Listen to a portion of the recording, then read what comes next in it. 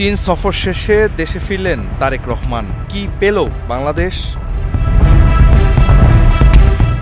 17টি সমঝোতা স্মারক স্বাক্ষর হয়েছে প্রধানমন্ত্রী তারেক রহমানের এই চীন সফরে। এর মধ্যে দুই দেশের প্রধানমন্ত্রী ও দুই দেশের বিভিন্ন গভর্নমেন্টের মিনিস্ট্রি টু মিনিস্ট্রি স্বাক্ষর হয়েছে 13টি স্মারক। 3টি হয়েছে বাংলাদেশের বিডার সাথে চীনের বিভিন্ন স্টেক হোল্ডারদের এবং একটি হয়েছে political party to political party, অর্থাৎ দুই দেশের বর্তমানে রাষ্ট্র পরিচালনায় যে রাজনৈতিক দলগুলো রয়েছে তাদের ভেতরে। এক সংবাদ সম্মেলনে এ তথ্য দিয়েছেন প্রধানমন্ত্রীর উপদেষ্টা মাহদি আমিন।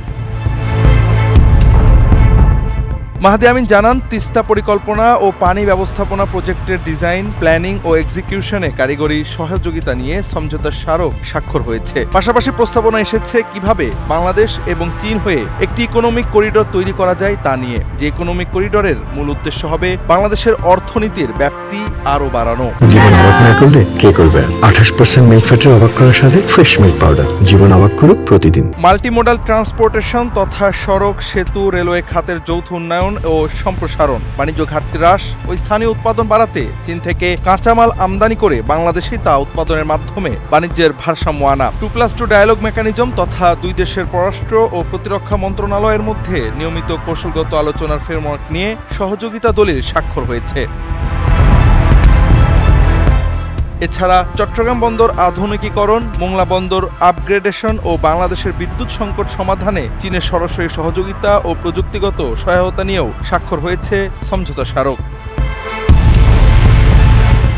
রোহিঙ্গা ইস্যুতে মিয়ানমারের সাথে দ্বিপাক্ষিক সংলাপে চীনের কূটনৈতিক ফ্যাসিলিটেশন বা মধ্যস্থতার বিষয়ে সহযোগিতা করতে আশ্বস্ত করেছে চীন। তাছাড়া বাংলাদেশের তৃতীয় ভাষা হিসেবে ম্যান্ডারিন তথা চীনা ভাষা শিক্ষার প্রসারে অবকাঠামো ও শিক্ষক প্রদান এবং টেকনিক্যাল ও ভোকেশনাল এডুকেশন কারিগরি শিক্ষার মানোন্নয়নে চীনের নিজস্ব অভিজ্ঞতা ও নলেজ ট্রান্সফার নিয়ে MOU স্বাক্ষর করেছে দুই দেশ।